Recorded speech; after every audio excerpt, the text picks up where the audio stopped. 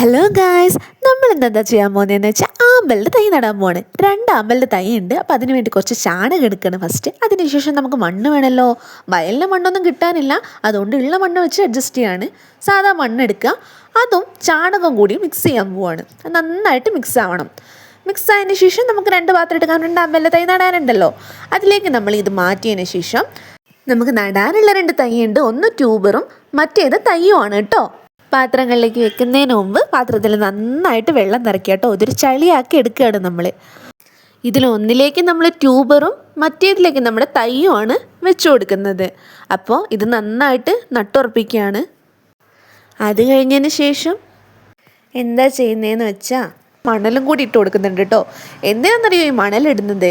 ഇതിങ്ങനെ വെള്ളത്തിലേക്ക് ഇറക്കി വെക്കുമ്പോൾ അല്ലെങ്കിൽ ഇത് വല്ലാണ്ട് കലങ്ങി പോകും. ആ കലങ്ങൽ ഒഴിവാക്കാൻ വേണ്ടിയിട്ടാണ് നമ്മൾ രണ്ടിലും കുറച്ച് മണൽ വീതം ഇട്ട് കൊടുക്കുന്നത്. മണൽ നിരത്തി കഴിഞ്ഞിട്ട് ഒരെണ്ണം എടുത്തിട്ട് നമ്മൾ ഫ്രിഡ്ജ് ബോക്സിലേക്ക് വെക്കും.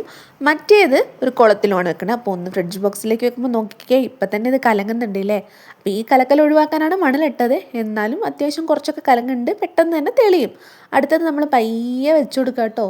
നമുക്ക് അങ്ങനെ കലങ്ങി കഴിഞ്ഞാൽ പിന്നെ ഒരു രസം ഉണ്ടാവില്ലല്ലോ. അപ്പോൾ കലക്കം ഒഴിവാക്കാൻ വേണ്ടി ഇതൊരു നൈറ്റ് ബ്ലൂമിങ് വെറൈറ്റി ആമ്പലാണ്. വിരിയുമ്പോൾ കാണാം. ബൈ.